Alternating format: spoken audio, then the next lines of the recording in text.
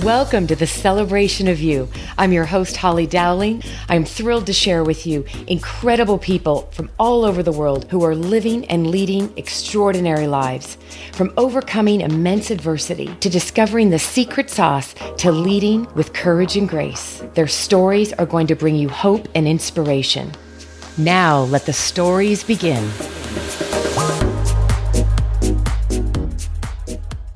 Welcome, everybody, to the Celebration of You. And wow, is this going to be a fun guest today? Because I just like the word disruptive. And there's something about that word that you'll know more about this brilliant, amazing woman that I have on the show. And before I dive right into introducing you to her, I always like to start by thanking all of the people around the world.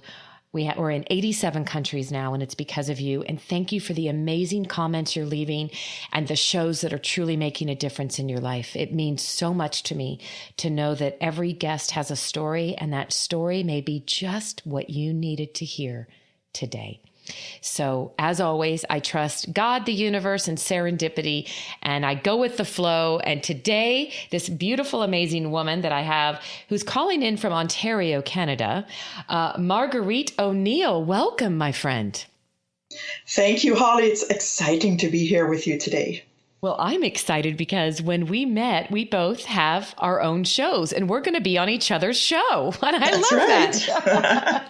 But the name of your show is even more fun. So I have to take a moment and just brag about you, and then you can tell us all about what you're doing. But what I love and I want to hear more about is you've taken your experience as a former, high-level executive with a pharmaceutical company, and you've started your own business, and you are really passionate about people and business as a coach and a consultant, but you are now the producer and host of a podcast called Creative Disruption. And I just like saying it like that. Did you notice my voice got really deep and sexy? It got really sexy. So maybe I'll do your opening for you. The Creative Disruption.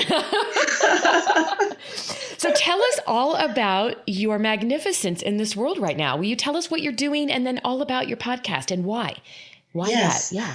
So when I decided to go into business for myself, I had no idea that I'd be doing a podcast. I was retiring from a corporate role as the VP of HR for a pharmaceutical company.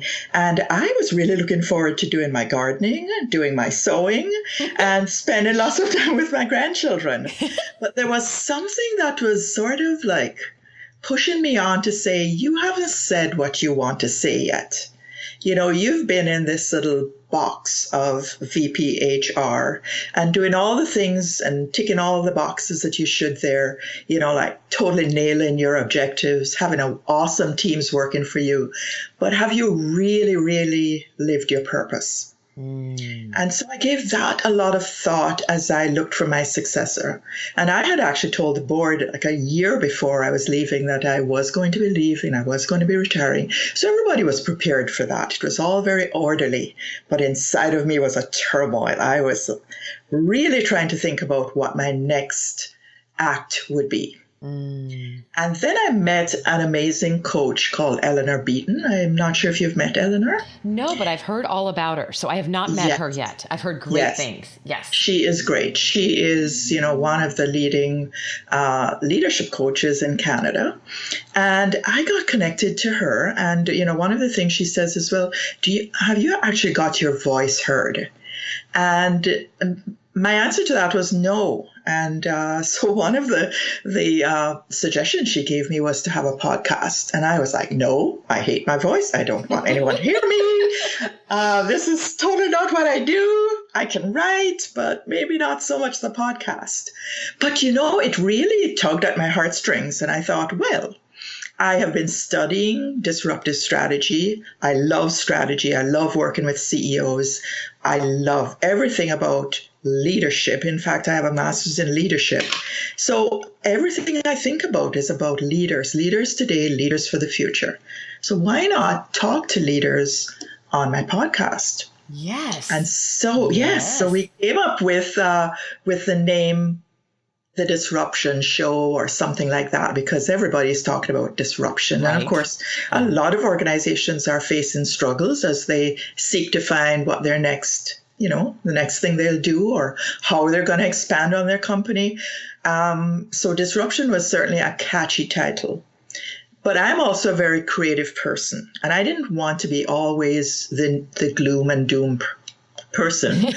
I wanted to bring my creative stuff in and to have creative angles to my show. So lots of different facets to it, different people. I wanted the freedom to have anyone on my podcast that I wanted to, and just, essentially talk about leadership and what life means. And that's how I came up with the term, the Creative Disruption Show. I love that. I love the combination of the two words because, and being that I'm in the global arena, right, with a lot of corporations, and that's who I speak to as leaders, I have to say, the big buzzwords right now in leadership are disruption and innovation and creativity. Yes, You're seeing a lot of the word innovation. So, and that's stemming from really helping people think out of the box and being creative. So to me, the combination of the two words is I just loved it. That's why I was like, oh, Marguerite, when we met, I'm like, oh, I need to know more about this. And well, and I love that you've taken what great advice from Eleanor about, right? People need to hear your voice. And I love your voice. So can I just say, I think anybody that has a beautiful accent, we need to have your voice out more often. Well, Holly, I actually forgot about myself. I forget about myself when I'm doing my podcast interviews or even when I'm doing solo shows, because it's really not about me at the end of it all. Right. It's about the person that's listening. And so that's how I got over my fear of sort of speaking in this wide arena. And like you, I have listeners from all over the world. But there's something else I want to say about this creative disruption. And if you think about creative deconstruction, from a literary sense, it's pulling words apart or ideas apart and putting them together again. And that really, innovation is really looking beneath the surface, coming up with new ideas, or putting old things together in new ways. If you think about jeans, I'm sure you have a pair of deconstructed jeans, a little bit faded in parts, or, yes. So if you think about that, we all have to really pull ourselves apart at times, but in a safe space so that we can put it together in a new way. So we're always fresh and relevant. And if I think about, so I'm having an aha moment as I'm listening to you, because I love I wrote it down, creative deconstruction. And I love the analogy of the jeans. When I think about that analogy and that metaphor with leaders, isn't the greatest gift a leader can give to an organization and to a team is to bring their authentic self? That's right. Right? And so when we stop feeling we have to fit into this prescriptive mold of what a leader should look like and act like, we've lost the essence of getting to the authentic human being and who you are. And that's what people want as a leader. And that's the deconstruction. I love the way you just articulated that, because I'm having that like deconstruction and then put it back together in a way that brings the best version of you. That's right. So think about Meghan Markle. Okay. The first time she appeared with her sweetheart, Prince Harry, was in deconstructed jeans, big holes in the knees, in Canada at the Games, where he's the sponsor. Wow. That's how people saw this future member of the royal family. Was in jeans that's, some people would say that's absolutely not appropriate, And there she turned up authentically herself and has continued to show herself, but different facets of herself. And I'm loving this analogy. All right. So let's go to, here we go, Marguerite. Let's go to the creative deconstruction of Marguerite. And I'm going to use that word, right? So take us back. As you know, the show, I'm all about, people that have overcome adversity or had pivotal moments in their life. And it might go back to when you were a young child or maybe early adult, but a pivotal moment that you believe had a lot to do with who you've become today. Can you take us on a journey through the earlier days of Marguerite and share with us? Absolutely. I've been thinking a lot about my legacy and why my legacy means so much to me and why I wasn't satisfied with the legacy I was leaving as the VP HR. Everybody else was satisfied with that legacy, and I just felt there had to be more. And in fact, this is what I say to my leaders, are you looking forward or, to see what legacy you want to leave behind? So I always ask the question, what would you like your leadership legacy to be on my show? I always ask that question. I better remember that. Because I'm going to be on your show. Yes, you're going to be on my show. I'm going to be asking you that question. I know. I'm cheating now. Okay. That's right. So I really thought about, where did this legacy idea start for me? And as it turns out, my dad, I lived in Jamaica, in a small town called Savlamar in Westmoreland. So this would be near Negril, if you've heard of Negril. Yes. In Westmoreland. Yeah. So there's nothing exciting about that little town, except there's this water fountain. And the water fountain was donated to the city by one of my, my great-great-grandfather.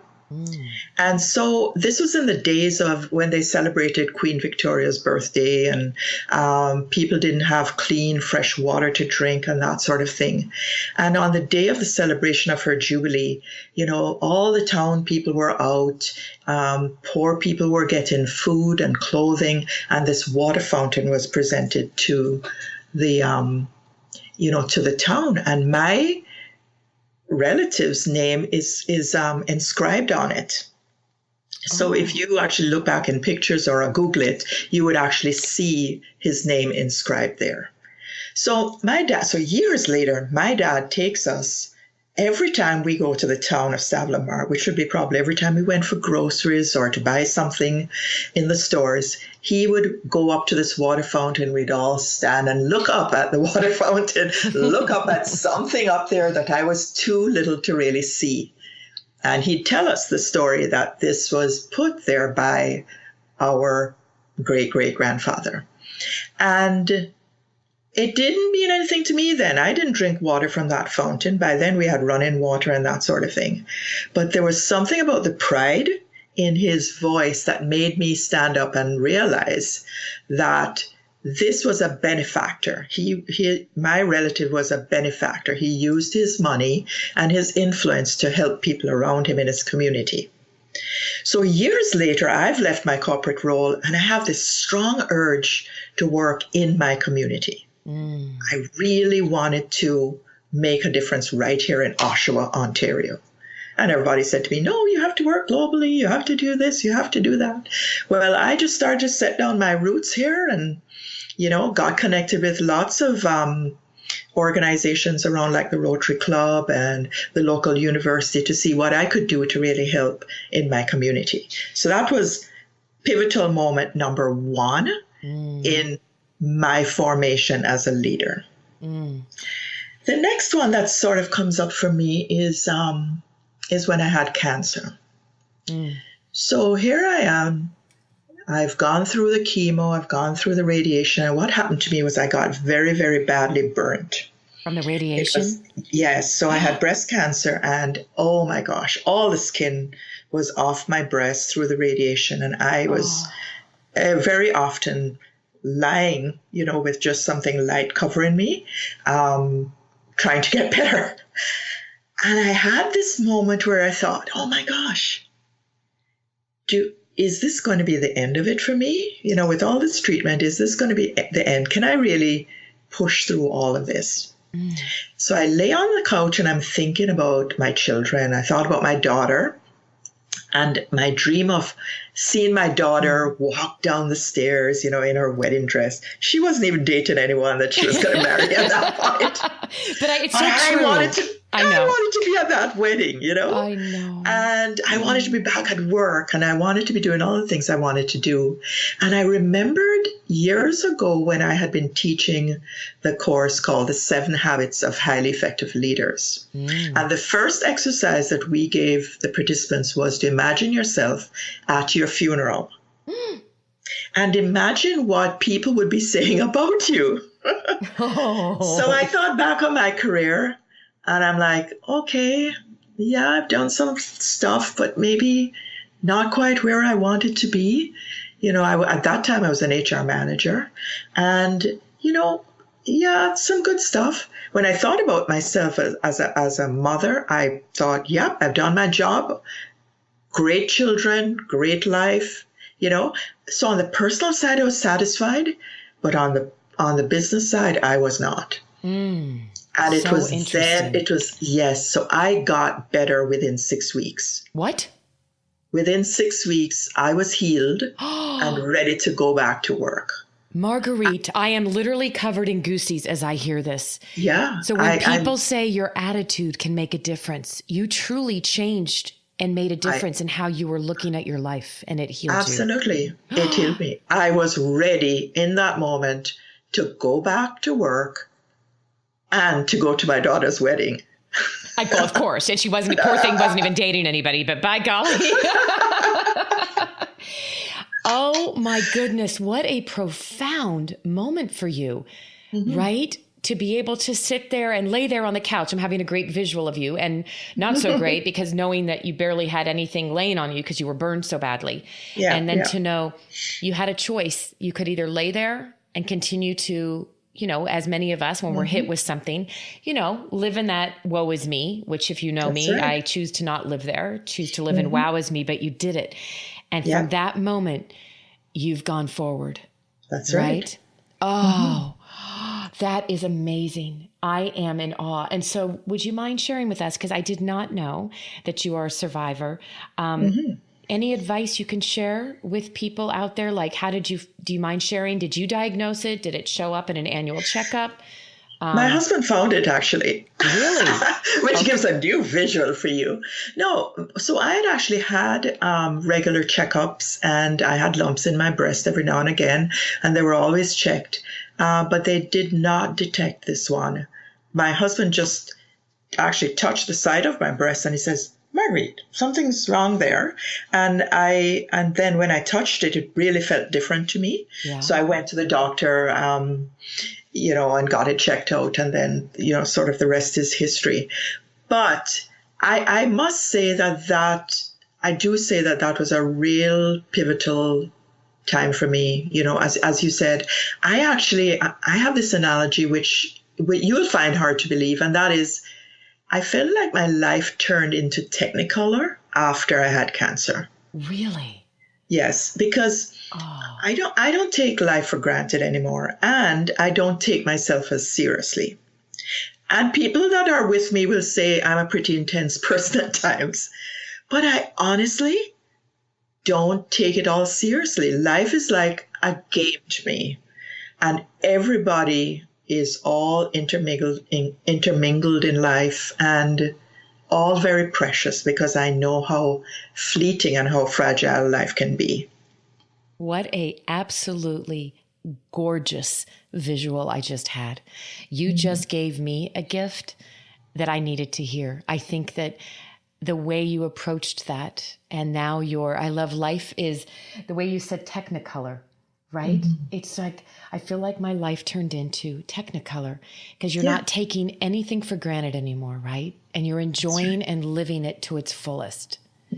And why is it that, and I mean, we could go off on a tangent here, and I know this happens to so many people, Marguerite, but we almost need like such an extreme pivotal moment like this, like to help us renew the spirit of what life is about. And yet, we get so consumed in the daily, I call it the hamster wheel of life, right? Yes. Oh, fascinating. So this is why I think it's really important for leaders to look at their legacy, because that's that stake in the ground of grounding yourself and saying, well, where am I today? Am I happy with where I am today? Because I could have had that same conversation with myself without cancer. True. Right? I could have said, I could have just lay on my couch and said, I am not happy about how people will perceive me when I go. Right? It didn't take cancer for that. Right. That's a good point. Yes. So anyone, this is what I say to the people I coach. I say, so where are you right now? And how can I help you to live a new life story? So I'm not sure if I shared this with you, but I have actually been studying neuroscience and neuroleadership and, how we can actually create new ways of working and rewire our brain for success. Oh, I'm a big believer in this. There's so much good work around the brain right now. Yes. So, so that, I use my examples sometimes, or other examples, to have people sort of sit up and say, I don't have to wait for that awful moment to happen. I can create my own moment right now and have a glass of wine doing it, Exactly. Wait, I love that. Hold on a second. Yes, I actually love that you added that little cute visual in. And by the way, and I can do that with a glass of wine. So, and that's such great advice. And I love that you just shared that because, right? Why do we have to wait till we're potentially on our deathbed or fighting something like this to have that moment? Yeah. We could be doing it today. And honestly, Marguerite, I want every listener to hear this. Why not give our children the gift of saying, start designing your life.